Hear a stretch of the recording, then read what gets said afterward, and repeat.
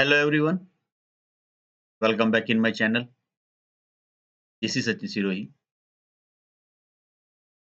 आज इस triple C MIS fundamental of computer and IT के वो मोस्ट इम्पोर्टेंट क्वेश्चंस मैं आज इस वीडियो में लेकर आया हूँ, जो आपके एग्जाम्स के पॉइंट ऑफ व्यू से बहुत ही ज़्यादा इम्पोर्टेंट है।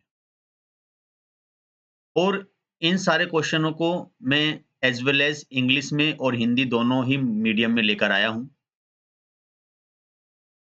और वो क्वेश्चंस लेकर आया हूँ जो बहुत ही ज़्यादा it's very very important for the exam.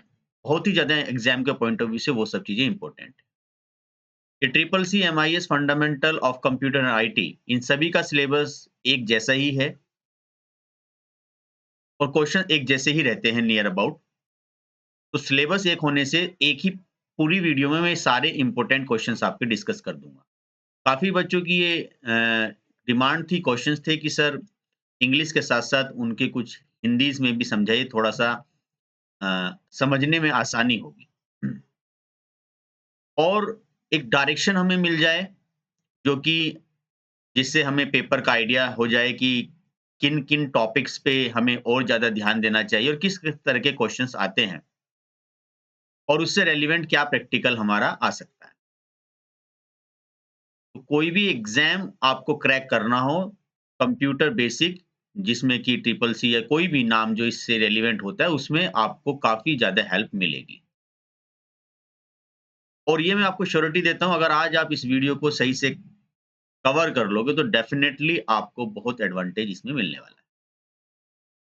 तो आगे बढ़ते हैं। आगे बढ़ने से पहले जो इस चैनल में नए हैं, जो इस वीडियो में नए हैं, वो इसको लाइक वीडियोज़ के माध्यम से अपने डाउट्स उनको क्लियर ही करने हैं और प्लस वो चैनल को यहाँ पर सब्सक्राइब कर लें ताकि उनको अपडेट्स मिलते रहें।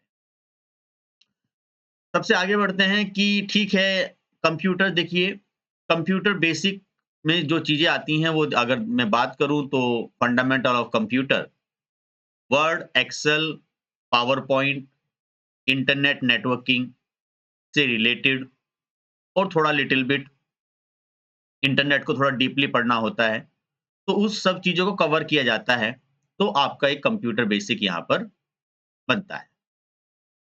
अब चलिए बहुत ही इंपॉर्टेंट क्वेश्चन डिस्कस कर लेते हैं अब डायरेक्टली। सबसे पहला क्वेश्चन है आपका, the internet is a network of network. So internet क्या है? एक नेटवर्क ऑफ नेटवर्क है।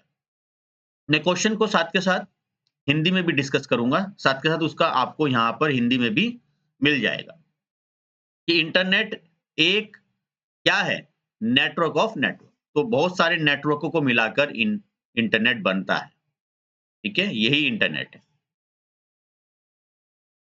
Question number 2, which of the following is the default page setup orientation of slide in PowerPoint? जब हम PowerPoint का इस्तेमाल करते हैं प्रेजेंटेशन को बनाने के लिए, तो पेज की ओरिएंटेशन होती है। ओरिएंटेशन मतलब एक होता है पोर्ट्रेट और एक होता है लैंडस्केप। 2 तरह की ओरिएंटेशन होती है। तो बाय डिफॉल्ट पावर पॉइंट में उसकी ओरिएंटेशन क्या है? ये पूछा जा रहा है। तो वर्टिकल या पोर्ट्रेट या लैंडस्केप, तो यहाँ पे सही आंसर आपका होगा लैंडस्केप।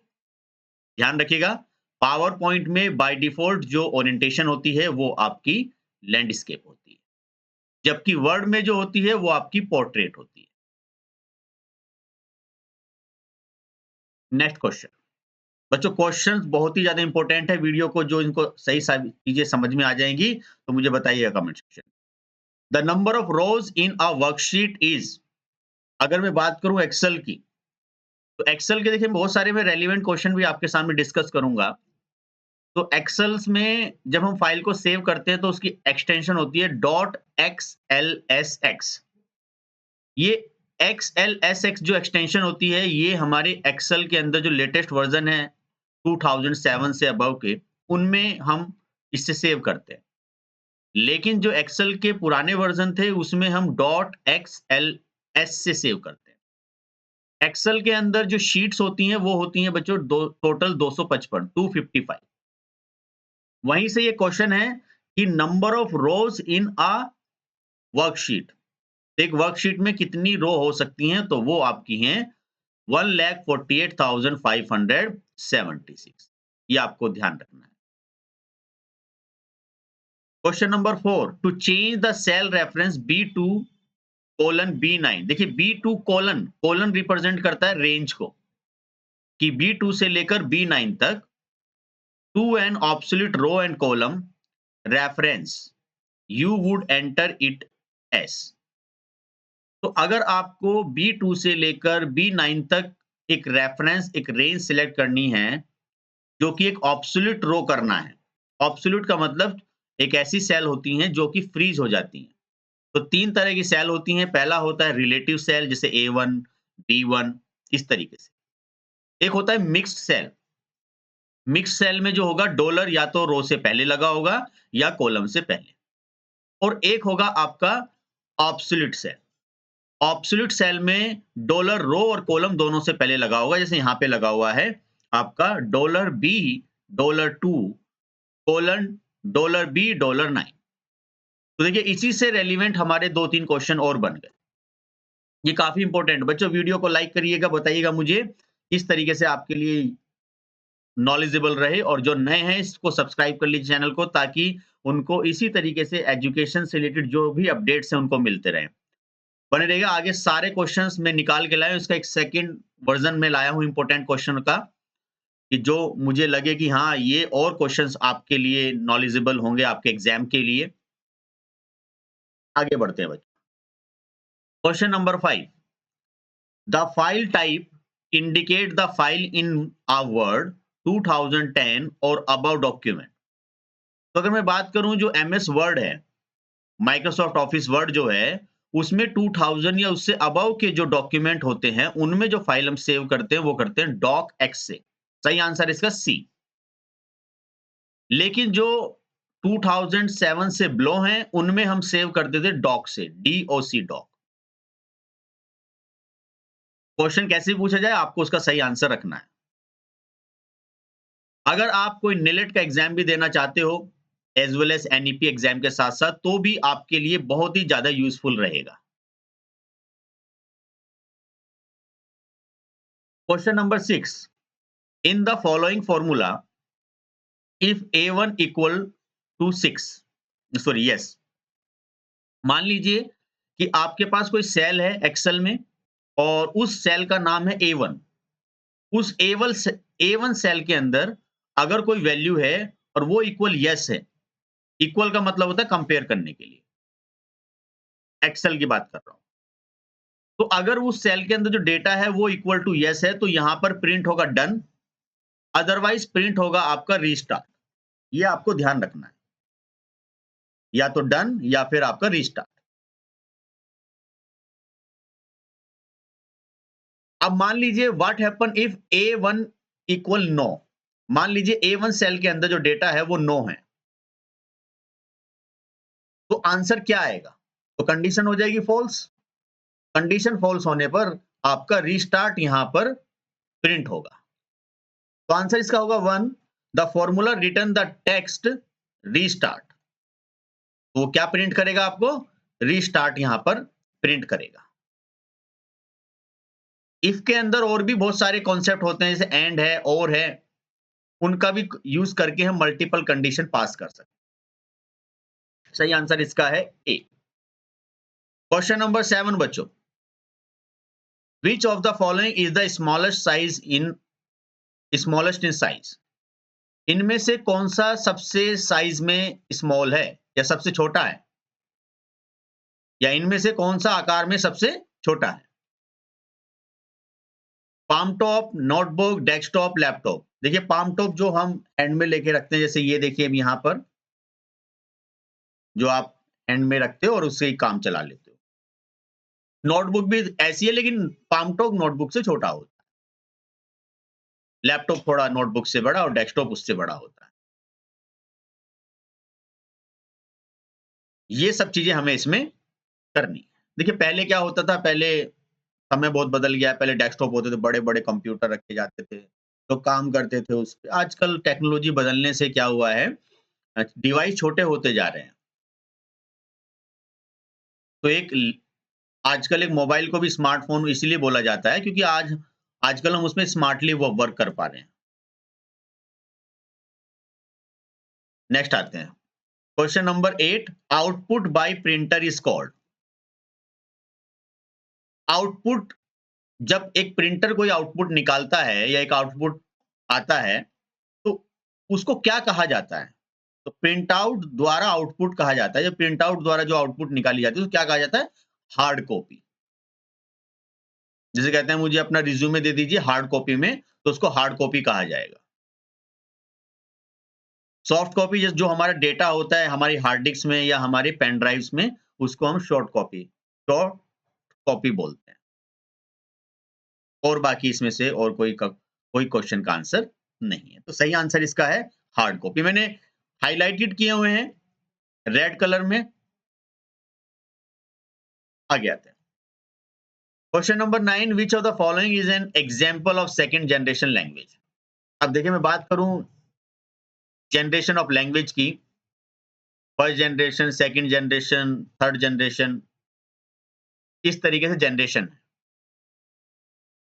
फिर बात करें low level language, middle level language, high level language, तो वहीं से क्वेश्चन पूछा गया है कि सेकंड जनरेशन लैंग्वेज कौन सी है? देखिए पहली जनरेशन थी मशीन लैंग्वेज। फर्स्ट जनरेशन में आती थी मशीन लैंग्वेज। मशीन का मतलब 0101 में जो काम होता है। तो सेकंड जनरेशन आई आपकी असेंबली लैंग्वेज। और थर्ड जनरेशन में ये आपकी जावा या और अदर प्रोग्रामिंग लैंग्वेज जिनको हम ऑब्जेक्ट ओरिएंटेड प्रोग्रामिंग लैंग्वेज भी बोलते हैं, ये आ गई। और इनके बीच में जैसे सी वगैरह आई, इनको हम एक तरीके से लो लेवल ये कह सकते हैं स्ट्रक्चर लैंग्वेज या फिर आपका मिडिल लेवल लैंग्वेज। तो सही आंसर होगा यहाँ पे सेकंड जनरेशन लैंग्वेज का आपका असेंबली लैंग्वेज, जो कि रजिस्टर्स पे काम करती है। अब रजिस्टर्स क्या होते हैं? ये बस आप ध्यान रखना, ये रजिस्टर्स पे काम करती है। मेमोरीज होती हैं, मैं आगे भी अभी डिस्कस करूंगा कि मेमोरी कितनी टाइप्स की हैं। तो आप उनसे रेलिवेंट जो भी मैं क्वेश्चंस डिस्कस कर रहा हूं, वो आप लिख सकते हो कि इससे रेलिवेंट और कौन से क्वेश्चंस आ सकते हैं। Question number 10 which of the following is internal memory. इनमें से कौन सी इंटरनल मेमोरी है? क्योंकि internal memory CD, hard disk, pen drive ये नहीं है। इंटरनल मेमोरी होती है आपकी रैम। रैम और रोम दो होती हैं। रैम आपकी रैंडम एक्सेस मेमोरी होती है, जो भी डेटा हम इनपुट करते हैं या जो भी कोई प्रोसेस चल रहा होता है टेम्परेरी बेसिस के लिए हमारे रैम पर आकर स्टोर होता है। एक होती है रोम जो कि रीड ओनली मेमोरी होती है। Whenever you start the computer, जब आप कंप्यूटर स्टार्ट करते हो तो जो भी बायोस सेटअप या बायोस से रिलेटेड जो भी इंस्ट्रक्शन है वो किस में भरे हुए होते हैं? रोम में। तो बेसिक इनपुट आउटपुट सिस्टम बोलते हैं बायोस को। वो केवल रीड ओनली होती है और वो कंप्यूटर को सेल्फ टेस्ट, देखो जैसे आपने कंप्यूटर स्टार्ट किया तो थोड़ा टाइम लेता है, वो कहता है कंप्यूटर है ना लोड हो रहा है सारे ऑप्शंस वगैरह। तो लोडिंग में थोड़ा सा टाइम लगता है। क्यों? क्योंकि वो जो डेटा हमारा हार्ड डिस्क में है वो सारा का सारा लोड होके कहाँ आता है? रैम पे। लेकिन उससे पहले डायरेक्टली एकदम हार्ड डिस्क से डेटा लोड होना शुरू नहीं होगा। सबसे पहले रोम क्या करती है? सब कुछ कंप्यूटर के हर एक हार्डवेयर को चेक करती है कि सारे डिवाइस प्रॉपर्ली ओके काम कर रहे हैं नहीं। तो basic BIOS, basic input output system. तो सबसे पहले रोम के थ्रू सारे इंस्ट्रक्शन चेक होते हैं। आफ्टर दैट जो हार्ड डिस्क के अंदर जो डेटा होता है, ऑपरेटिंग सिस्टम जिसको हम OS बोलते हैं, वो लोड होकर हमारे रैम पर आता है। और उसके बाद now the computer ready for the work. Computer आपका रेडी हो जाता है। When the computer's power is turned off, the data stored in RAM goes to। जब हम कंप्यूटर को ऑफ कर देते हैं तो रैम के अंदर जो डेटा होता है वो कहाँ जाता है? वो इरेज हो जाता है। क्योंकि मैंने बताया कि रैम क्या होती है? हमारी एक टेम्परेरी स्टोरेज है या एक टेम्परेरी मेमोरी है, ये कहेंगे तो बेटर रहेगा। टेम्परेरी मेमोरी है जिसपे कोई भी डेटा जब तक ही रहेगा जब तक आपकी इलेक्ट्रिसिटी ऑन रहेगी। जैसे आपने इलेक्ट्रिसिटी को ऑफ किया, आपका सारा डेटा ऑफ हो जाएगा, मतलब सारा डेटा आपका इरेज हो जाएगा। तो यहीं से कुछ क्वेश्चन और बनते हैं कि in which of the following the data is temporarily saved first. कि अगर बात करें इनमें से ऐसी कौन सी मेमोरी है जिस पे टेम्परेली सबसे पहले डेटा सेव होता है। तो एस रैम मतलब होता है स्टैटिक रैम। रजिस्टर होता है हमारे कंप्यूटर में सबसे फास्टेस्ट जो मेमोरी होती है वो रजिस्टर होता है। डी रैम का मतलब होता है डायनामिक रैम और रोम का मतलब होता है रीड ओनली मेमोरी। तो हमारी रैम के दो पार्ट्स होते हैं, एक होता है स्टैटिक रैम, एक होता है डायनामिक रैम। तो डायनामिक रैम मैंने राइट हैंड साइड पे लिखा भी है, ये टाइम टू टाइम या पीरियडिकली रिफ्रेश होती रहती है। थोड़ा डेटा लिया उसको रिफ्रेश कर दिया, टाइम टू टाइम रिफ्रेश होती रहती है। Static RAM one time refresh होती है जब आप कंप्यूटर्स को टर्न ऑफ करते हैं। तो यहाँ पे यही होता है जब फर्स्ट टाइम जो है डैम जो डेटा जो सेव हो रहा है टेम्परली सेव फर्स्ट कहाँ होता है, डी रैम मतलब डायनामिक रैम। कभी कभी इनकी फुल फॉर्म है, डी रैम का मतलब क्या डायनामिक, एस रैम का मतलब क्या स्टैटिक रैम, और रजिस्टर क्या है सबसे फास्टेस्ट मेमोरी है जो कि नियर बाई होते हैं हमारी सीपीयू। नेक्स्ट करते हैं बच्चों, क्वेश्चन तो सारे के सारे आज आपको बहुत अच्छे से समझ में आ जाएंगे। हिंदी में भी मैंने उसको समझाया है, साथ के साथ नीचे हिंदी में भी लिखा हुआ है। और एक ही क्वेश्चन से रेलिवेंट और क्या-क्या चीजें बन सकती हैं आपके नेलेट और आपके एनईपी एग्जाम के पॉइंट ऑफ व्यू से आपको बहुत ही ज़्यादा हेल्पफुल ये क्वेश्चन रहेंगे और मोस्ट अकरिंग क्वेश्चन है जो एग्जामों में आते ही आते हैं ज़्यादा। मुझे बताइएगा भी after the exam comment section में, एंड वीडियो को लाइक कीजिएगा अगर आपको ये सारी चीज़ें आपके लिए नॉलेजेबल हैं और वाक़ई में आपके नॉलेज में हेल्प कर रही हैं। Question number 13, which of the following has the highest storage? अब मैं बात करता हूँ स्टोरेज की। इनमें सबसे हाईएस्ट स्टोरेज कौन-सा है? मेगाबाइट, गीगाबाइट, टेराबाइट या किलोबाइट? देखिए मैं सबसे पहले बात करूँगा, हमारे पास होता है सबसे पहले आपका 0101 बिट्स होती हैं। इन बिट्स से मिलकर हमारा नेबल बनता है। 4 बिट में नेबल होता है। 4 बिट इक्वल टू 1 नेबल। फिर 8 बिट के अंदर 1 बाइट होता है। ये भी कह सकते हो 2 नेबल के अंदर 1 बाइट होता है। फिर 1024 1024 जो हमारी जो बाइट्स होती हैं उनको मिला के 1 किलोबाइट्स बनता है। फिर किलोबाइट्स के ऊपर मेगाबाइट्स, एमबी, एमबी के बाद जीबी, गीगाबाइट्स और गीगाबाइट्स के बाद टेराबाइट्स। तो यहाँ पे जो सही आंसर होगा वो आपका टेराबाइट्स होगा। Question number 14, the small picture on the desktop are called. हम देखते हैं जो डेस्कटॉप होता है ये हमारे कंप्यूटर का वो एरिया होता है जो सबसे पहले हमें दिखाई देता है हमारे कंप्यूटर्स पे, विजिबल एरिया। तो डेस्कटॉप पे छोटे छोटे आइकन्स बने होते हैं, दोनों क्या बोलते हैं, आइकन्स। आइकन दो तरह के होते हैं, एक तो नॉर्मल आइकन, एक होते हैं ऐसे आइकन जिसपे शॉर्टकट का सिंबल बना होता है। जो हमारे कंप्यूटर में कोई सॉफ्टवेयर इंस्टॉल होता है उसका एक छोटा सा आइकन हमारे कंप्यूटर पर बना होता है। तो सही आंसर यहाँ पे आइकन्स होगा। और ये भी मैं आपको बता दूं, डेस्कटॉप पे जो भी हम फाइल और फोल्डर रखते हैं वो बाय डिफॉल्ट जब हमारे कंप्यूटर में एक से ज्यादा लॉगिन होते हैं तो उसमें शेयरेबल नहीं होते। बाय डिफॉल्ट वो सिक्योर होता है। आगे बढ़ते हैं। Question number 15, we can set up the margin for. अब हमारे कंप्यूटर्स में जब भी हम कोई एमएस वर्ड या ऑफिस में जो बहुत सारी चीजें होती हैं, वर्ड, एक्सेल, पावर पॉइंट, इनसे रेलिवेंट कोई काम करते हैं तो मार्जिन का भी ऑप्शन होता है। मैं बात करता हूँ वर्ड की, तो वर्ड में मार्जिन का ऑप्शन होता है। तो वहां पर हम मार्जिन सेट कर सकते हैं हेडर में, फुटर में, दोनों जगह। हेडर सबसे टॉप लेवल पे आता है, फुटर नीचे। तो इसका सही आंसर होगा both A and be above. दोनों आंसर इसके आपके होंगे, तो इसलिए इसका सही आंसर आपका सी होगा। Question number 16, control we is shortcut की फॉर, तो कंट्रोल वी क्या है? पेस्ट करने की शॉर्टकट की है। कट करने की शॉर्टकट की होती है कंट्रोल एक्स। कॉपी करने की शॉर्टकट की होती है कंट्रोल सी। और ओपन करने की शॉर्टकट की होती है कंट्रोल प्लस ओ। कोई भी न्यू फाइल अगर आपको क्रिएट करनी है, उसकी शॉर्टकट की होती है कंट्रोल प्लस एन। फाइंड करने की शॉर्टकट की होती है कंट्रोल प्लस एफ।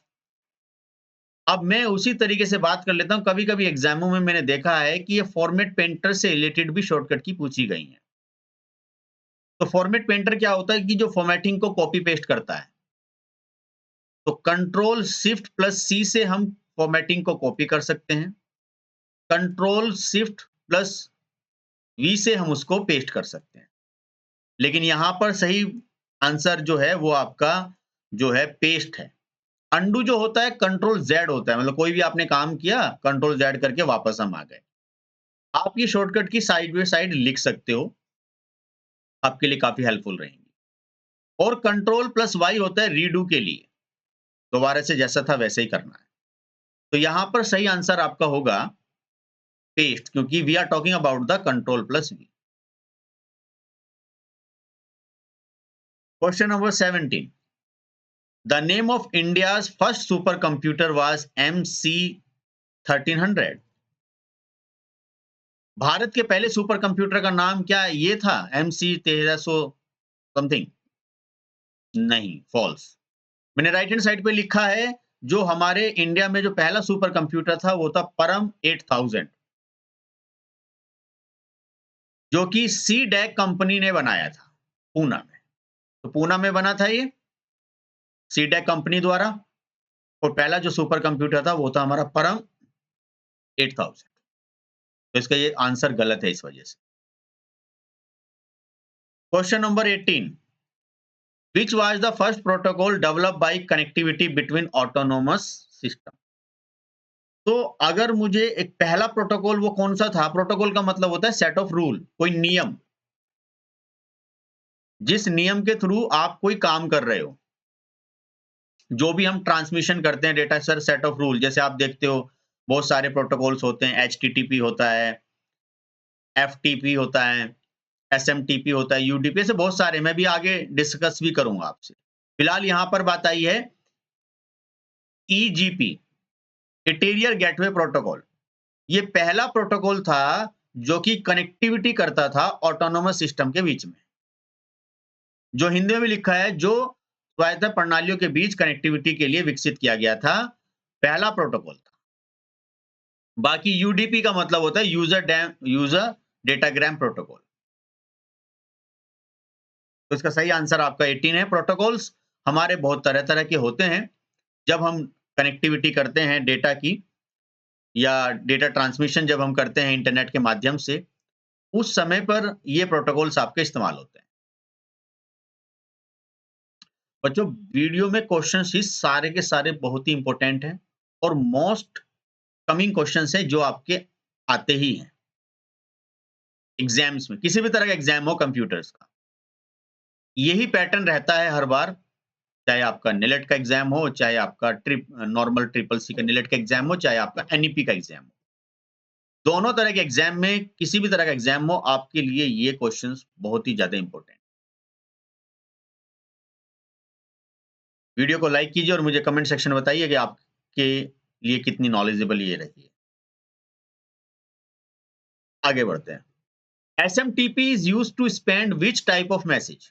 अब मैंने बात की थी कि प्रोटोकॉल्स हमारे पास बहुत तरह तरह के होते हैं। जैसे SMTP फुल फॉर्म क्या है? सिंपल मेल ट्रांसफर प्रोटोकॉल, जो कि ईमेल को भेजने के काम में आता है। तो फ्रॉम यूजर टर्मिनल, टर्मिनल के बीच में भी ये काम में आता है। और यूजर्स मेल बॉक्स, यूजर को ईमेल भेजने के काम में भी ये आता है। SMTP होता है simple mail transfer protocol. Email के अंदर और भी प्रोटोकॉल होते हैं, जैसे POP, पोस्ट ऑफिस प्रोटोकॉल, जो कि मेल्स को डाउनलोडिंग करने में हमारी मदद करता है। उसी तरीके से एफटीपी होता है, फाइल ट्रांसफर प्रोटोकॉल। ऐसे बहुत सारे प्रोटोकॉल्स होते हैं जो अभी मैं टाइम टू टाइम आपके साथ में डिस्कस करता हूँ। लेकिन यहाँ पे सही आंसर होगा कि एसएमटीपी किस काम में आता है? यूजर टर्मिनल के लिए और आपका यूजर मेल बॉक्स के लिए। बच्चों, question number 20, one time enrolment क्या है? अब देखिए, एनरोलमेंट बहुत तरह के हो सकते हैं, चाहे आपका किसी यूनिवर्सिटी लेवल पे एनरोलमेंट हो, चाहे कोई आप नॉर्मली कोई वसीयत कर रहे हो उसका एनरोलमेंट हो, चाहे कोई भी ऑनलाइन एनरोलमेंट हो, किसी भी जॉब से रिलेटेड। तो यहाँ पे वही आ रहा है, क्या वन टाइम एनरोलमेंट को क्या किया जा सकता है? Can not be cancel, either of the above, can be change, can be cancel. Cancel उसको किया जा सकता। नेक्स्ट आते हैं, बहुत ही इंपॉर्टेंट क्वेश्चन बच्चों, 21, आर नॉन इम्पैक्ट प्रिंटर। देखो, प्रिंटर हमारे पास टू टाइप्स के होंगे, इम्पैक्ट प्रिंटर और होगा एक non impact printer. Non impact printer का मतलब है आपके न्यू प्रिंटर, जितने भी नए प्रिंटर्स हैं, और इम्पैक्ट प्रिंटर वो जो कि साउंड प्रोड्यूस करते हैं, जो पुराने प्रिंटर्स हैं। इसको इस तरीके से आप क्लासिफाई कीजिए। तो नए इम्पैक्ट प्रिंटर में थर्मल भी है, इंकजेट भी है, लेजर भी है, सारे के सारे नए प्रिंटर हैं। और जो आपके पुराने प्रिंटर थे, जिसको हम इम्पैक्ट प्रिंटर बोल रहे हैं, जैसे आपका डॉट मैट्रिक्स प्रिंटर, थर्मल, जो और एक एक पहले होते थे ड्रम वाले, वो अलग होते थे। तो यहां पर आपके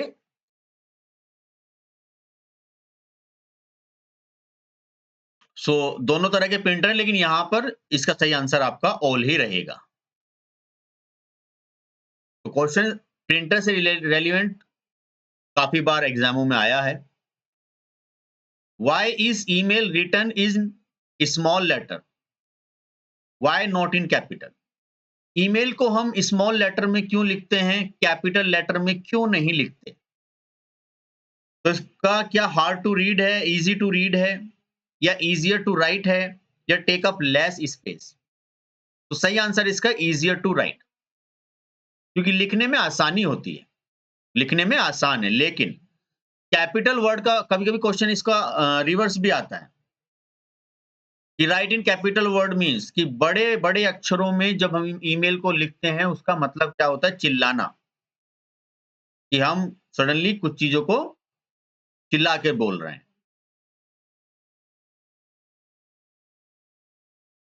ये इसका सही आंसर है। और फिर इससे रेलेवेंट कुछ क्वेश्चंस भी होते हैं, सीसी, बीसीसी क्या है, रिप्लाई क्या है, फॉरवर्ड क्या है, वो सब चीजें भी मैं आपके सामने डिस्कस करूंगा।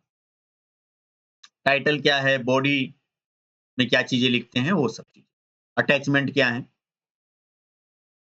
Question number 23, in Word you can align selected paragraph to its right by pressing Word. तो वर्ड के अंदर जब हम अलाइनमेंट करते हैं, तो हमारे पास कुछ शॉर्टकट कीज होती हैं, जैसे control E, control L, control R. तो यहाँ पे पूछा गया है कि आपका राइट अलाइनमेंट क्या है?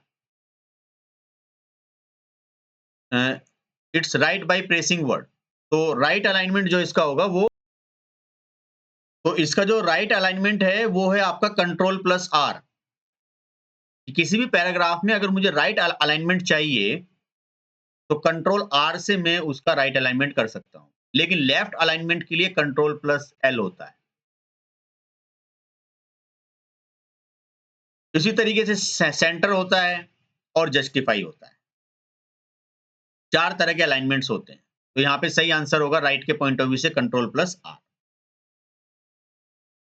Question number 24, which Windows program do you use to manage folder and file? तो कंप्यूटर में ऐसा कौन सा ऑप्शन है, या फोल्डर और फाइलों को संबोधित करने के लिए आप किस विंडोज प्रोग्राम का उपयोग करोगे? तो फाइल फोल्डरों को मैनेज करने के लिए कंप्यूटर में जो ऑप्शन होता है वो होता है आपका फाइल एक्सप्लोरर। फाइल एक्सप्लोरर पर जाकर आप कोई भी फाइल फोल्डर मैनेज कर सकते हो। और बाकी ये कंट्रोल पैनल से हमें जो भी हम सॉफ्टवेयर देखते हैं कि जो कंप्यूटर की इंटरनल सेटिंग्स होती हैं, कोई भी सॉफ्टवेयर इंस्टॉल करना, कीबोर्ड की सेटिंग, डेट, वो सारी जो सेटिंग्स होती हैं वो आपको कंट्रोल पैनल पर जाकर मिलती हैं। एसेसरीज में आपकी एक तरीके से बहुत सारे ऑप्शंस निकल के सामने आ जाते हैं, लेकिन फाइल और फोल्डर्स आपके केवल फाइल एक्सप्लोरर में ही आते हैं। नेक्स्ट क्वेश्चन पे आते हैं। The opening screen consist of 4 main component which are. तो जैसे आप देखते हो कंप्यूटर के सामने जब आप ओपन होता है तो डेस्कटॉप नजर आता है आपको। तो कितनी स्क्रीन दिखती है? पहला है विंडोज डेस्कटॉप। जी हाँ, सबसे पहली स्क्रीन विंडोज डेस्कटॉप, जिसपे मैंने बताया अभी आपके आइकन्स वगैरह होते हैं। नोटिफिकेशन एरिया जो सबसे नीचे आता है, यहां पर भी आपको नोटिफिकेशन एरिया जैसे नीचे दिखता है, तो ये आपका नोटिफिकेशन एरिया नीचे आ जाता है। स्टार्ट बटन होता है, जब आप स्टार्ट पर टिक करते हो तो बहुत सारे लेफ्ट हैंड साइड पे आपके सॉफ्टवेयर या ऑप्शंस आ जाते हैं। तो तीनों ही ऑप्शन यहां पर ठीक हैं, तो इसका सही आंसर है all of the above. Windows desktop, notification area, start button, सही आंसर इसके सारे के सारे। 26 question. A file deleted from hard disk in Windows goes to। अगर हम विंडोज मतलब ऑपरेटिंग सिस्टम से कोई भी फाइल डिलीट करते हैं, जो हार्ड डिस्क होती है, हार्ड डिस्क से कोई भी फाइल डिलीट करो आप विंडोज के अंदर, तो कहां जाएगी वो जाएगी आपकी रिसाइकल बिन में। लेकिन अगर आप परमानेंटली डिलीट करते हो, शिफ्ट प्लस डिलीट से अगर आप परमानेंटली डिलीट करते हो, एक शॉर्टकट की होती है shift plus delete permanently delete करने के लिए, तो वो फिर आपकी परमानेंटली डिलीट हो जाती है। वो इंफॉर्मेशन आपकी रिसाइकल बिन में नहीं आती। तो यहां लेकिन पूछा गया है हार्ड डिस्क से डिलीट करने पर फाइल जाती कहां है? रिसाइकल बिन में। बाकी ये जो ऑप्शन यहां पर हैं वो गलत हैं। विंडोज एक्सप्लोरर, माई कंप्यूटर नहीं। अच्छा, परमानेंटली डिलीटेड तब होती जब ये कहते कि अगर हम हार्ड डिस्क से कोई इंफॉर्मेशन परमानेंटली डिलीट कर देते हैं या शिफ्ट प्लस डिलीट की हेल्प से हम उस चीज को डिलीट कर रहे हैं, तो वो क्या होता? वो होता फिर परमानेंटली डिलीट। लेकिन बात हो रही है कि नॉर्मल तरीके से जो हम डिलीट करते हैं, तो वो इंफॉर्मेशन डिलीट होकर कहां जाती है? वो आपकी जाती है रिसाइकल बिन में।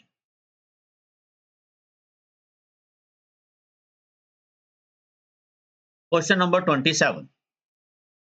बच्चों सारे के सारे क्वेश्चन ही बहुत इंपॉर्टेंट है, नोट डाउन कर लीजिएगा आप इन्हें, ताकि इनको आप प्रॉपर तरीके से इनकी प्रैक्टिस कर लें। आपको बहुत ही एडवांटेज मिलने वाला है।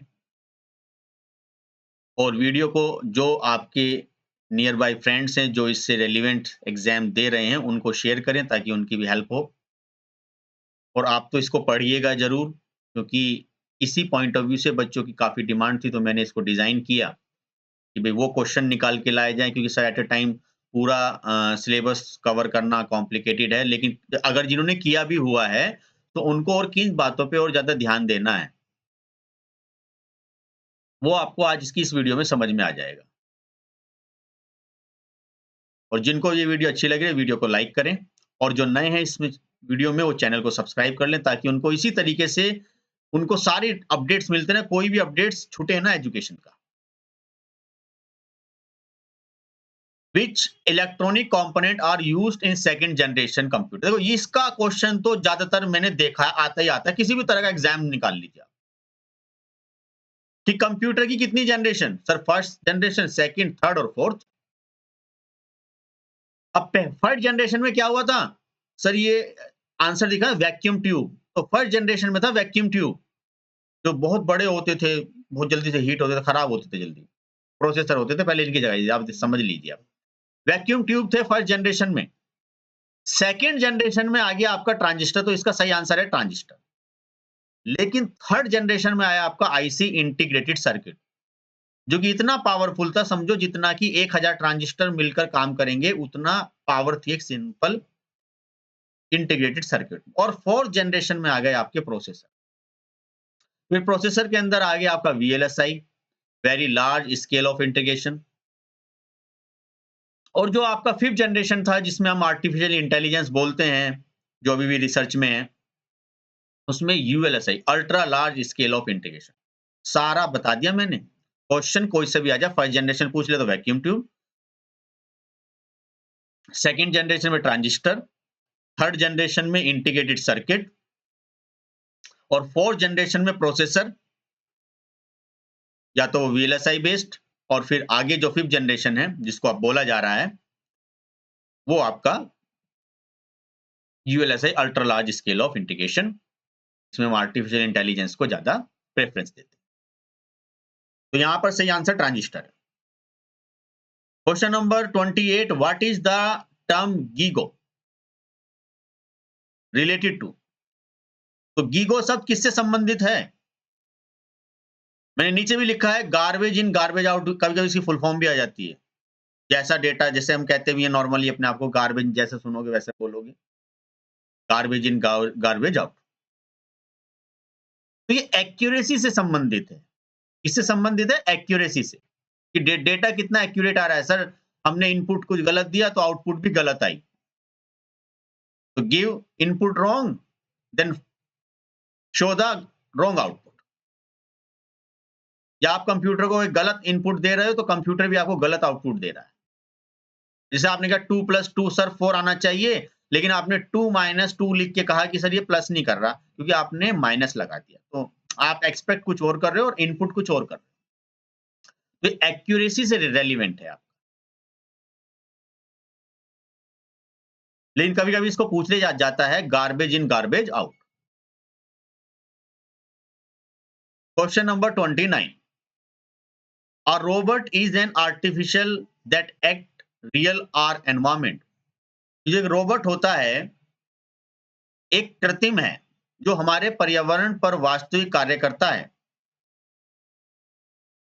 तो रोबोट क्या एक आर्टिफिशियल है जो हमारी रियल लाइफ में हमारे एनवायरनमेंट के हिसाब से काम आजकल कर रहा है। उसको वैसे डिजाइन किया जा रहा है, वैसे उसमें इंस्ट्रक्शन भरे जा रहे हैं, जो कि आर्टिफिशियल इंटेलिजेंस का बहुत ही बढ़िया एग्जाम्पल है रोबोट। तो यहाँ पे इसका आंसर आपका ट्रू रहेगा।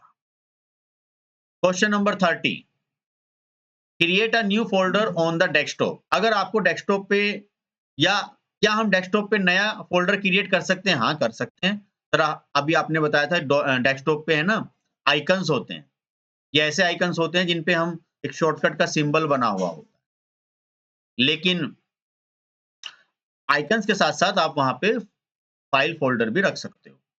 इसलिए सही आंसर इसका ट्रू होगा, तो डेस्कटॉप पे नए फाइल फ़ोल्डर बनाए जा सकते हैं। नेक्स्ट क्वेश्चन पे आते हैं। Among these is the chat application. इनमें से कौन-सी चैट एप्लीकेशन है? यूट्यूब नहीं, वो तो वीडियो पे काम करता है। मैसेंजर, तो यहाँ पर सही आंसर होगा याहू मैसेंजर। याहू मैसेंजर है, या फिर फेसबुक है। फेसबुक में चैट ऑप्शन अवेलेबल होता है मैसेंजर टाइप का। गूगल असिस्टेंट, लेकिन जो यहाँ पर गिवन है उसमें से सही आंसर होगा Yahoo messenger. Question number 32 important question है, कई बार देखा एग्जामों में। माइम स्टैंड फॉर, माइम का मतलब क्या है? तो माइम का मतलब है multipurpose internet mail extension. Multipurpose internet mail extension इसका सही आंसर है। इससे रेलिवेंट कुछ और जानकारी इकट्ठा कर लेते हैं, कि जैसे फर्स्ट वेबसाइट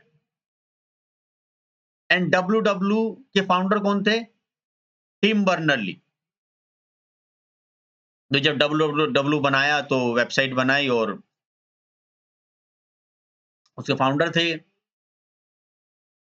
लेकिन जो फर्स्ट ईमेल जो जिन्होंने भेजी या सेंड करी वो कौन थे? रेमंड टॉमिल्सन,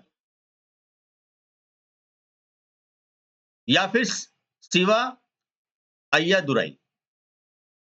ये बोला जाता है कि जो फर्स्ट ईमेल जो सेंड की वो शिवा अय्यादुराई थे, लेकिन इन्होंने, जिसे कहते हैं ना, अपने सीनियर्स को कहा कि इनको रिकमेंड कर दिया कि ये थोड़े सीनियर थे कि नहीं आप का नाम आगे रखा जाएगा, बेशक मैंने बनाई हो। तो अगर ऑप्शन में आपको ये दोनों मिल गए तो, पर दोनों मिलते नहीं है, कोई एक मिला, जैसे फॉर एग्जांपल रेमंड टॉमिल्सन नहीं मिला, वहां पे शिवा अय्यादुराई है, तो आप उसका आंसर ठीक करोगे।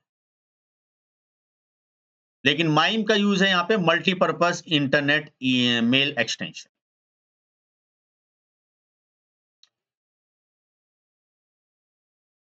नेक्स्ट क्वेश्चन पे आते हैं। Mail user agent is also called the. अब जैसे मेल भेजने का जिसका काम होता है, उसको क्या कहते हैं? या मेल उपयोगकर्ता एजेंट को क्या कहा जाता है? Email client. अच्छा, ईमेल की सर्विस बहुत सारी है, जैसे कि याहू मेल है, जीमेल है, आउटलुक है, हॉटमेल है, ऐसे बहुत सारे मेल सर्वर होते हैं। और ये सब किसका एग्जाम्पल है? ईमेल का। तो इनमें यूजर क्लाइंट क्या होता है? ईमेल क्लाइंट उसको हम बोल देते हैं। अब एक क्वेश्चन है एक्सेल से related. Output of the Excel expression is 64 divide 8 divide 2। तो इसको सोल्व कैसे करोगे आप? पहले 64 को 8 से डिवाइड करो, 8 आ जाएगा। फिर 8 को फिर 2 से डिवाइड करो तो 4 आ जाएगा। तो उसका सही आंसर है आपका 4। ये मैंने नोट में यहाँ पे बताया हुआ है किस तरीके से आपको इसे सोल्व करना है। तो ये आपका एक्सेल में काफी हेल्पफुल रहेगा, क्योंकि नॉर्मली ये क्या है, बोर्ड मास रूल के अकॉर्डिंग काम होते हैं। नेक्स्ट क्वेश्चन पे आते हैं। Email message can be protected by. तो ईमेल मैसेज इनमें से किसके थ्रू प्रोटेक्टेड हो सकता है? मतलब एनक्रिप्शन बोलते हैं उसको। डेटा को, जो मैसेज आपका जा रहा है उसको एनक्रिप्ट करना है। एनक्रिप्ट का मतलब जैसे आपने कुछ भी लिखा हेलो, तो उस हेलो को ऐसे वर्ड में कन्वर्ट कर देगा जो कि कोई समझ नहीं पाएगा। जैसे आप देखते हो व्हाट्सएप वगैरह पे एंड टू एंड एनक्रिप्शन, कि जो डेटा भेज रहा है एक तो उसको दिखाई देगा, जिसके पास डेटा पहुंचेगा उसको, बीच में सब डेटा क्या जाए होगा, एनक्रिप्ट होकर जाएगा। तो ये फायदा है आपका एनक्रिप्शन का। तो ईमेल मैसेज को जो प्रोटेक्ट किया जाता है वो एनक्रिप्शन के थ्रू किया जाता है। What is the first slide in the presentation code? Presentation में पहली स्लाइड को क्या कहा जाता है? तो टाइटल स्लाइड कहा जाता है प्रेजेंटेशन में फर्स्ट स्लाइड को। ध्यान रहे, title slide is the first slide in the presentation. Next question पे आते हैं बच्चों। Comparative operating operator use. तो कंपेयर करने के लिए किस ऑपरेटर का इस्तेमाल किया जाता है? तो इक्वल इक्वल, 2 बार हम यहाँ पर इक्वल इक्वल यूज करते हैं, तो ये कंपैरेटिव होता है नॉर्मली जो हम प्रोग्रामिंग लैंग्वेज वगैरह जो करते हैं। लेकिन जैसे आप अभी मैंने एक्सेल की बात करी, एक्सेल में मैंने इफ लगाया था, तो वहां पे मैं कंपेयर कर रहा था, वहां पे मैंने इक्वल सिंबल का इस्तेमाल किया। बच्चों क्वेश्चनों को है ना आपको थोड़ा सा समझना भी होगा, खाली याद ही मत करना कि उनको समझिएगा, उससे रेलिवेंस क्वेश्चन और कौन कौन से बन सकते हैं आपके। और इस वीडियो में मैं सारे ही क्वेश्चन बहुत ही इंपॉर्टेंट निकाल के लाया हूं, जो नॉर्मली जो कि बहुत आते ही आते हैं। बच्चों को उनका आइडिया नहीं होता है कि उनको कैसे करना चाहिए, किस तरीके से हमें और चीजों पे फोकस करना चाहिए, कि खाली कुछ छोटा मोटा बेसिक से ही काम नहीं चलने वाला, थोड़ा सा लिटिल बिट उसको हमें ग्रैप्स करना हो। Question number 38। In the GUI operating system user interact with the machine. तो जीयूआई ऑपरेटिंग सिस्टम जो ग्राफिकल यूजर इंटरफेस है, दो तरह के ऑपरेटिंग सिस्टम होते हैं, ग्राफिकल यूजर इंटरफेस और एक होता है सीयूआई, कमांड यूजर इंटरफेस, जो कि कमांड से ऑपरेट होते हैं। ग्राफिकल यूजर इंटरफेस में जैसे विंडोज है, विंडोज में बहुत सारे हैं, window 11, window 10, window 7, window XP, ऐसे बहुत सारे ऑपरेटिंग सिस्टम आए। और जो आपके कमांड बेस्ड ऑपरेटिंग सिस्टम है, जैसे लाइनेक्स, यूनिक्स, लेकिन आजकल कुछ लाइनेक्स जीयूआई में भी आने लगे हैं। जो कमांड्स के थ्रू जो ऑपरेटिंग सिस्टम ऑपरेट होते हैं, उनको हम कमांड बोलते हैं। जो जीयूआई के थ्रू होते हैं तो जीयूआई। तो यही हो रहा है कि जो यूजर, मतलब जैसे हम और मशीन के बीच में इंटरेक्ट करने का काम करता है, तो क्या ये बात सही है? हाँ, ये बात सही है, तो क्वेश्चन इसका ट्रू होगा। Question number 39।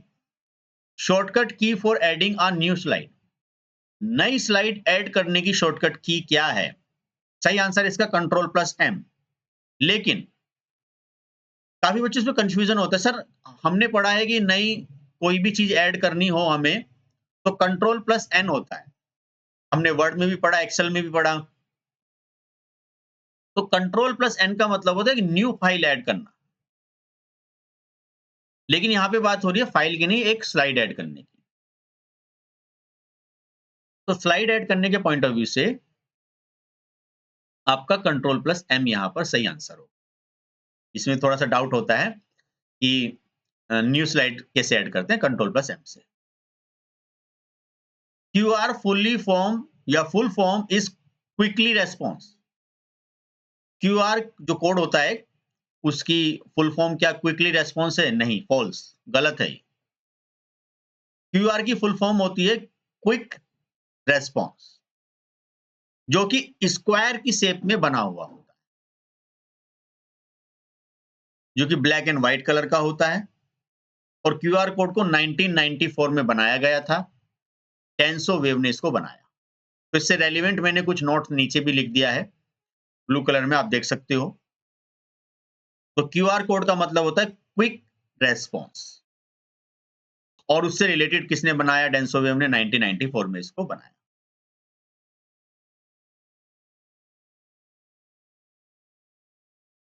नेक्स्ट क्वेश्चन पर आते हैं। One layer of the router OSI model.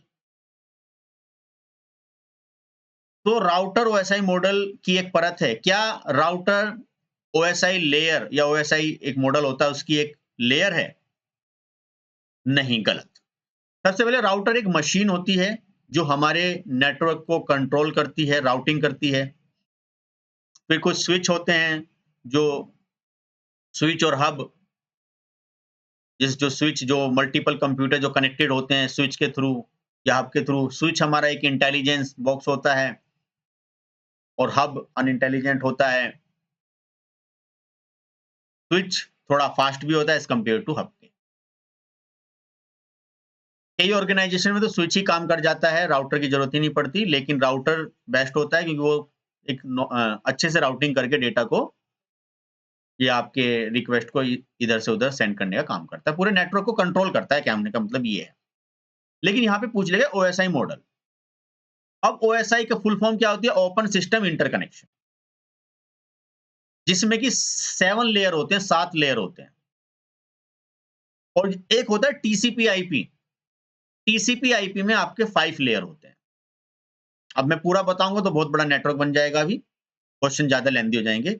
और जो ये जो बात हो रही है राउटर की, राउटर जो है ना नेटवर्क लेयर में काम करता है। बहुत सारे होते हैं, फिजिकल लेयर होता है, नेटवर्क लेयर होता है, और आपका सेशन लेयर होता है, प्रेजेंटेशन लेयर, ऐसे बहुत सारे 7 लेयर्स होते हैं ओएसआई में। और टीसीपी आईपी में 5 होते हैं। तो यहाँ पर इसका सही आंसर है आपका मतलब फॉल्स, क्योंकि ये ओएसआई का कोई भी लेयर नहीं है। राउटर एक मशीन होती है जो कि नेटवर्क को कंट्रोल।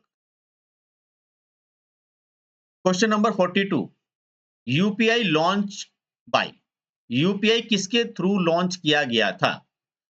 सबसे पहले बात करते हैं रघुराम जी राजन।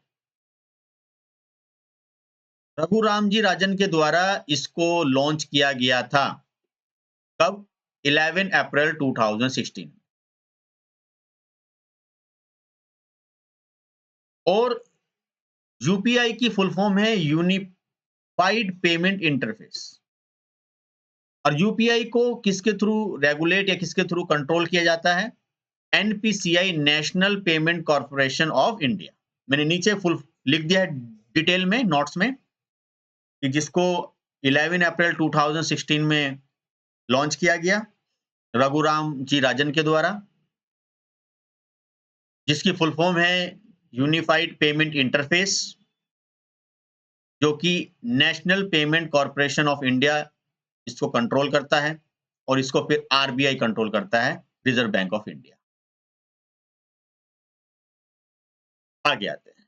जितना भी हम ये सब ऑनलाइन पेमेंट जो करते हैं ना, पेटीएम हुआ या कुछ भी गूगल पे हुआ, सब यूपीआई में के दायरे में ये चीजें आती हैं। नेक्स्ट क्वेश्चन, शॉर्टकट की फॉर साइकिल केस। अब देखो ये एक नया क्वेश्चन, सर ये तो सुना नहीं, साइकिल केस क्या होता है? साइकिल केस का मतलब होता है जैसे आपने कोई चीज में नीचे लिखा, पहले गुड लिखा, गुड बिल्कुल एक पहला वर्ड कैपिटल है, फिर आपने दोबारा से एक की द प्रेस की, इसका सही आंसर है शिफ्ट प्लस F3। तो जितनी बार आप शिफ्ट प्लस F3 को प्रेस करोगे, ये इसको कभी कैपिटल में करेगा, कभी स्मॉल में करेगा, कभी पहला वर्ड कैपिटल, कभी तो साइकिल में चेंज करता रहेगा। तो केस का मतलब है कि कैपिटल स्मॉल में चीजों को बदलना, एक साइकिल में जैसा था उसको कभी कैपिटल, फिर पहला वर्ड कैपिटल, फिर वो लास्ट वाला, तो उसको बदल के फिर इस तरीके से एक चैन में ले आएगा। तो इसका सही आंसर है शिफ्ट प्लस F3, शॉर्टकट की for cycle case. Question number 44, MS word can be used in Linux. क्या MS वर्ड को लाइनेक्स एक ऑपरेटिंग सिस्टम होता है, मैंने अभी आपको बताया स्टार्टिंग में। तो MS वर्ड ज्यादातर है ना विंडोज में इंस्टॉल होता है, कुछ तरीका करके उसे हम चला सकते हैं, लेकिन MS वर्ड जो हमारा है वो विंडोज ऑपरेटिंग सिस्टम के साथ ही चलाया जाता है, लाइनेक्स में नहीं चलाया जाता। तो इसका सही आंसर है फॉल्स। बच्चों सारे के सारे क्वेश्चंस आपके पूरे सिलेबस को रिप्रेजेंट करते हैं, और वीडियो में क्वेश्चन आपको सही समझ में आ रहे होंगे। वीडियो को लाइक करें और मुझे बताएं किस तरीके से आपके लिए हेल्पफुल रहे। इसमें बिल्कुल भी कंजूसी नहीं करनी, ना पढ़ाई में ना लाइक में। आगे बढ़ते हैं। विच of the following is not a type of cyber security threat. इनमें से कौन सा साइबर सिक्योरिटी की थ्रेट नहीं है, या नीचे मैंने हिंदी में लिखा है निम्नलिखित में से कौन सा साइबर सुरक्षा खतरे का एक प्रकार नहीं है।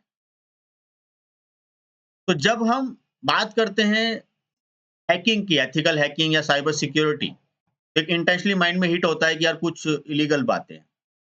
तो होता है क्या है, किसी को हार्म करने के लिए, किसी को नुकसान पहुंचाने के लिए कुछ वायरस क्रिएट किए जाते हैं, जिनको हम थ्रेट्स बोल देते हैं। जो एंटीवायरस होता है बताता है कि वन वायरस इज फाउंड। तो ट्रोजन हॉर्स भी एक वायरस है, रैंसमवेयर भी एक वायरस है।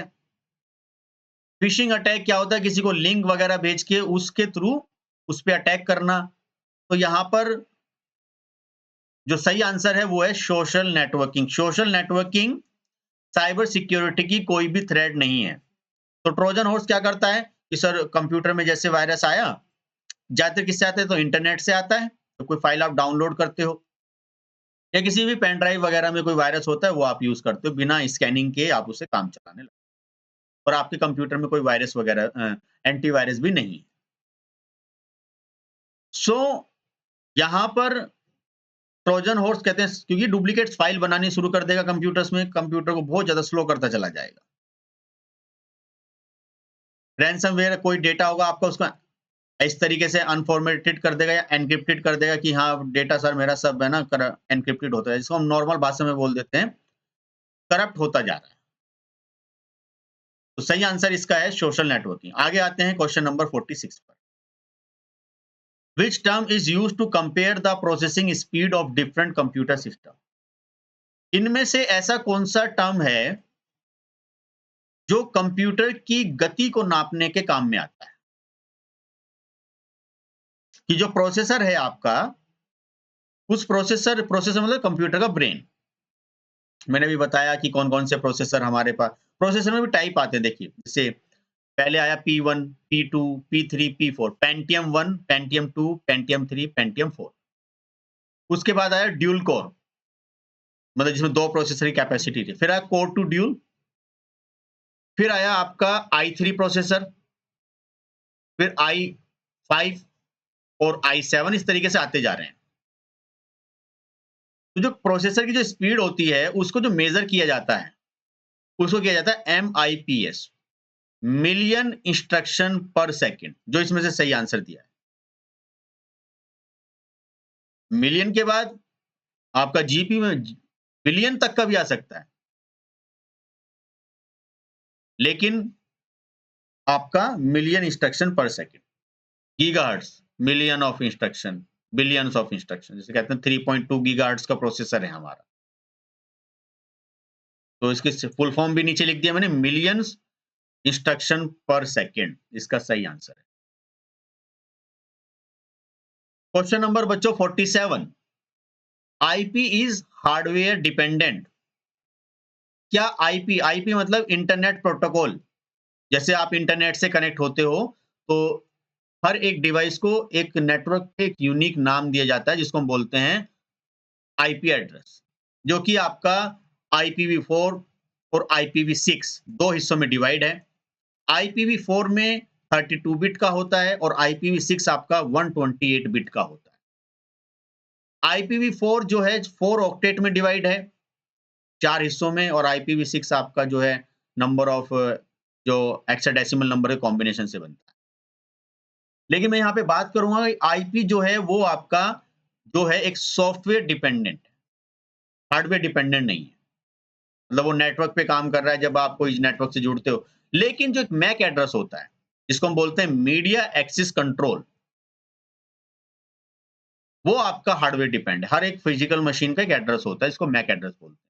जैसे मोबाइल का होता है ना IMEI नंबर, गाड़ी का होता है चेसिस नंबर, सेम उसी तरीके से कंप्यूटर्स के अंदर मैक एड्रेस होता है। और आईपी एड्रेस जो होता है वो आपका एक तरीके से सॉफ्टवेयर डिपेंडेंट है, ना कि हार्डवेयर। तो सही आंसर इसका आपका फॉल्स हुआ। बच्चों वीडियो में सारे के सारे क्वेश्चन बहुत ही इंपॉर्टेंट है और आपके लिए वाकई में ये बहुत ही हेल्पफुल साबित होंगे। पढ़ाई बट ठीक से कर लेना इन क्वेश्चनों की, ठीक है। और जो इनको वीडियो अच्छी लग रही है लाइक कीजिए और मुझे बताइए कमेंट सेक्शन में, हाँ सर वाकई में आपके नोट्स काफी ज्यादा हेल्पफुल है। Question number 48, HTTP is based on client server architecture and uses port 80। अब होता है क्या है कि क्लाइंट, हम जैसे फॉर एग्जांपल हम इंटरनेट के थ्रू कुछ कम्युनिकेशन कर रहे हैं, कुछ मैसेज भेज रहे हैं, जो भी, या कोई फॉर्म सबमिट कर रहे हैं, तो हम क्लाइंट हैं और हम रिक्वेस्ट किसको भेजें, सर्वर को। जैसे फॉर एग्जांपल आप कोई एग्जामिनेशन फॉर्म भरते हो तो सर्वर डाउन जा रहा है, क्यों? क्योंकि सर्वर की कैपेसिटी कितनी है भाई, 1000 क्लाइंट को हैंडल करने की, सडनली आ गए 10,000 या 1,00,000, तो सर्वर क्या हुआ, डाउन होगा बेचारा। सर्वर की कैपेसिटी है ना, जैसे अब आप अपने मोबाइल पे 10-15 एप्लीकेशन एक साथ ओपन कर दोगे तो मोबाइल क्या हो जाएगा, हैंग, क्योंकि उसकी रैम एग्जॉस्ट कर जाएगी। तो यहाँ पर ये पूछा गया है कि HTTP का इस्तेमाल होता है क्या? HTTP क्लाइंट सर्वर आर्किटेक्चर पर आधारित है।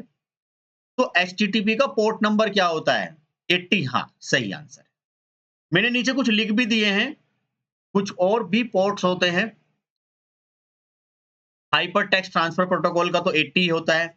FTP फाइल ट्रांसफर प्रोटोकॉल का जो आपका पोर्ट नंबर होता है डिफॉल्ट वो 20 या 21 होता है। SMTP simple mail transfer protocol जो आपका होता है उसका जो पोर्ट नंबर होता है वो 25 होता है। HTTPS hyper text transfer protocol secure, इसका होता है आपका 443। और ज्यादातर वेबसाइट आजकल HTTPS के थ्रू ही ओपन होती है।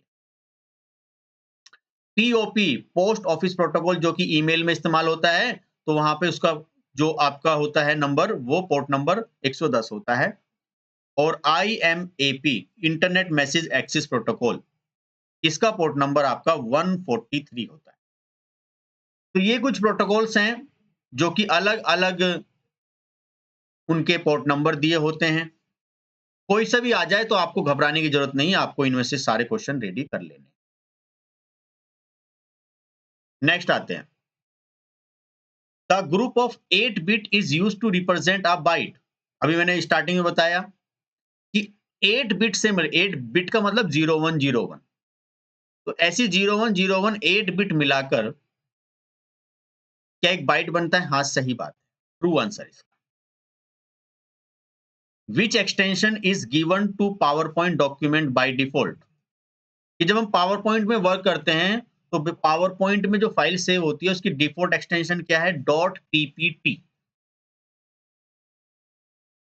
ये है पुराने वर्जनों में जो MS Office 2007, अगर वर्जन आता है क्वेश्चन में कि MS Office 2010 या 13, तो आपको चूज करना होगा वहां पर PPTX।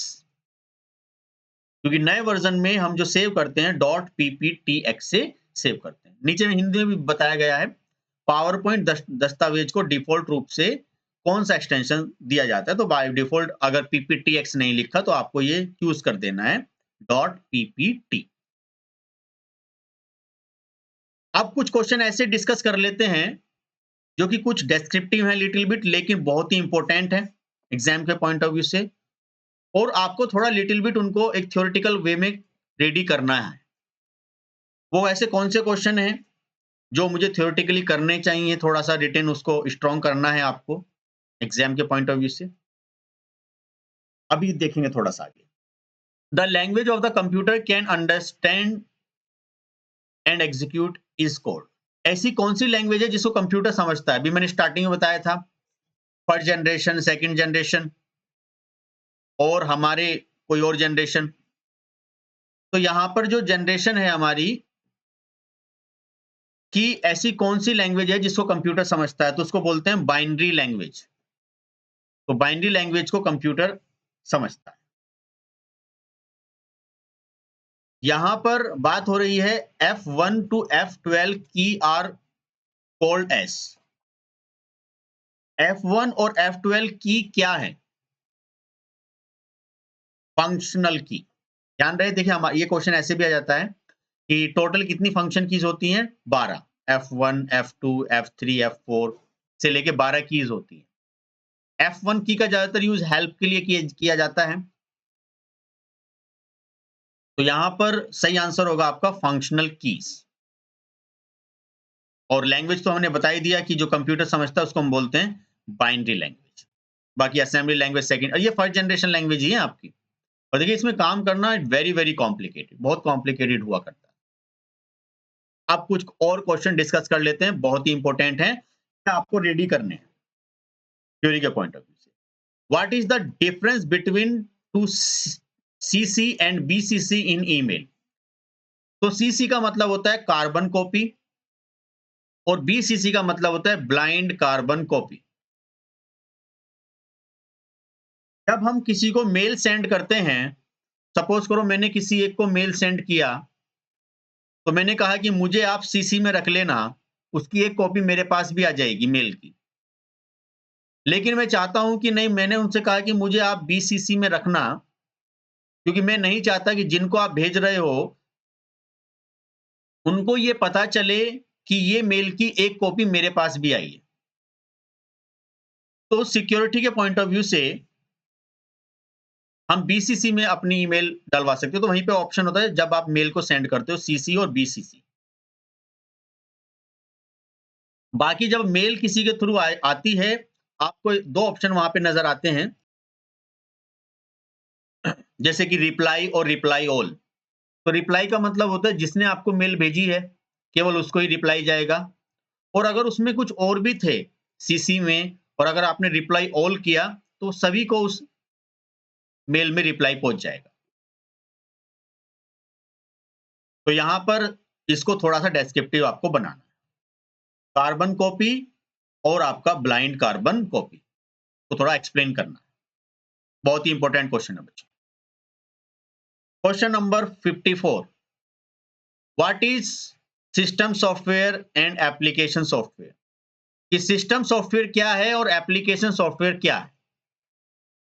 मैं बताना चाहूंगा कि सिस्टम सॉफ्टवेयर वो होते हैं जैसे जो आपके ऑपरेटिंग सिस्टम है, जैसे विंडोज है, विंडोज 7, विंडोज 10, विंडो 11, ये सब सिस्टम सॉफ्टवेयर का एग्जांपल। लाइनक्स, तो लाइनक्स क्या है? एक आपका ओपन सोर्स ऑपरेटिंग सिस्टम है। ओपन सोर्स का मतलब जो कि जहां लाइसेंस रिक्वायरमेंट नहीं है। देन एप्लीकेशन सॉफ्टवेयर, वो सॉफ्टवेयर होते हैं जो हम अपने पर्सनल नीड के हिसाब से अपने कंप्यूटर में इंस्टॉल करते हैं, जैसे कि टैली हुआ, एमएस ऑफिस हुआ, या और कोई म्यूजिक से रिलेटेड कोई सॉफ्टवेयर हुआ, वो हम अपनी स्पेसिफिक नीड के अकॉर्डिंग जो इंस्टॉल करते हैं उसको हम एप्लीकेशन सॉफ्टवेयर बोलते हैं। तो इसको थोड़ा सा डेस्क्रिप्टिव आपको रेडी करना है कि system software is essential for the functioning of computer and include the operating system, जो कि किससे इंक्लूड है? Operating system. Managing hardware and providing a platform for other software. देखिए ऑपरेटिंग सिस्टम हमारे कंप्यूटर में इंस्टॉल होने वाला सबसे पहला सॉफ्टवेयर होता है। जो हमारे हार्डवेयर को मैनेज करता है। इसके बाद ही फर्दर कोई एप्लीकेशन सॉफ्टवेयर इंस्टॉल होता है। एप्लीकेशन सॉफ्टवेयर क्या है? Is design for specific task और functions catering to user need such as word processor, web browser और ग्राफिक डिजाइन प्रोग्राम एटसेट्रा। तो जो आप अपने स्पेसिफिक रिक्वायरमेंट के हिसाब से जो उसमें एप्लीकेशन इंस्टॉल कर रहे हो, वो आपकी एप्लीकेशन सॉफ्टवेयर है। बच्चों रेडी करना है ये क्वेश्चन आपको, it's very very important.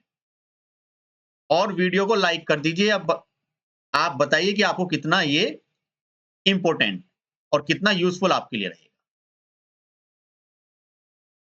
Special बच्चों की डिमांड से बनाई है कि सर आइडिया नहीं मिल पा रहा है कि बच्चों को किस तरीके से कितनी चीजें कवर करनी है ताकि हमारा एग्जाम में अच्छा ग्रेड आए या हमारा सर्टिफिकेशन है वो एक अच्छे लेवल पे जाए। तो हमेशा अच्छे मार्क्स के लिए ही पढ़ना चाहिए। आपका परफॉर्मेंस अच्छा होना चाहिए उस पर्टिकुलर सब्जेक्ट्स में और आपको एक प्रॉपर नॉलेज होनी चाहिए किन सब चीजों पे आपको फोकस करना है। तो इस क्वेश्चन को लिखकर आप थोड़ा तैयार कर लीजिए कि दोनों में क्या डिफरेंस है।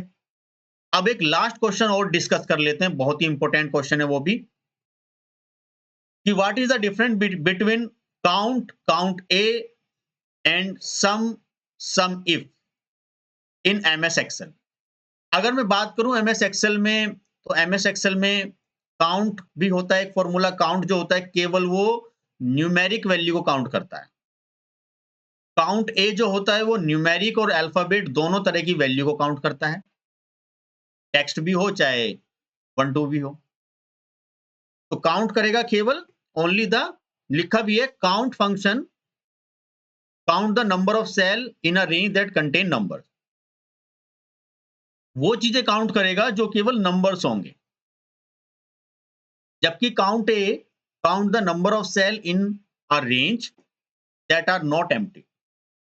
अच्छा एक चीज और हो कि एक खाली भी ना हो इनमें।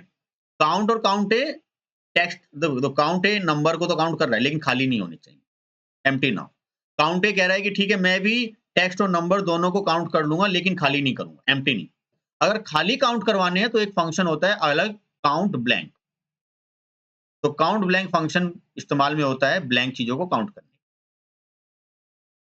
यहाँ लिखा भी है इंक्लूडिंग टेक्स्ट एंड नंबर। जो बच्चा हिंदी में कंफर्टेबल है वो हिंदी में नोट डाउन कर लीजिए, जो इंग्लिश में कंफर्टेबल वो इंग्लिश में नोट डाउन कर लीजिए। सम क्या है? Add up the number in a range.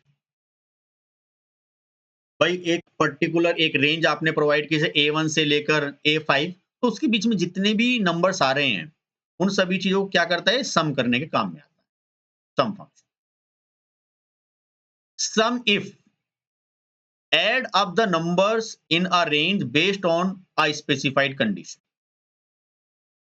कि कुछ सम करना चाहते हो, आपने कहा कि सर मुझे यहाँ पे वही चीज सम करने हैं जिनकी सेल्स 1 लाख से ज्यादा है, तो उस तरह के डेटा को सम करने के लिए हम सम इफ का इस्तेमाल करें, ठीक है। और सम इफ एस भी होता है। सम इफ एस मल्टीपल क्राइटेरिया पे काम करता है, जिसमें कि हम नियर अबाउट 127 तरह की कंडीशन पास कर सकते हैं, लेकिन यहां पर आपको 4 चीजें तैयार करनी है, count A, sum if S. तो काउंट नॉर्मल काउंट करेगा नंबर्स को। काउंट ए आपका, देखिए जब भी पढ़ो ना तो बिल्कुल मन लगा के पढ़ो और चीजों को समझो पहले कि ये सब चीजें हैं क्या। जब आप चीजों को समझ लोगे तो सारे क्वेश्चन चाहे कितना भी लिखवा लो आपसे, आप उसको डेफिनेटली कर दोगे।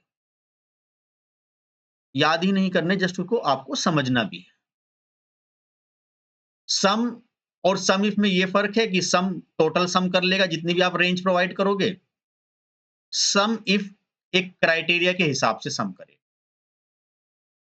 तो ये सारे क्वेश्चन आपको रेडी करने हैं बच्चों, और कई बार आपको ये चीजें देखनी है। अगर आपको कोई डाउट हो, इनको सभी क्वेश्चन को नोट डाउन कर लें, प्रैक्टिस करें और इससे रेलिवेंट कुछ आप थोड़ा प्रैक्टिकल भी करके दें। तो आई होप आपके लिए सारे क्वेश्चन बहुत ही ज्यादा बेनिफिशियल रहेंगे। अभी भी जो इस वीडियो में नए थे चैनल को सब्सक्राइब कर लें ताकि उनको अपडेट्स मिलते रहें, और मुझे कमेंट सेक्शन में बताएं कि आपको ये क्वेश्चन कितने ज्यादा हेल्पफुल रहे। तो आज की वीडियो में मैं इतने रखता हूं। आगे भी इससे रेलिवेंट कुछ और क्वेश्चंस होंगे तो मैं लेकर आऊँगा।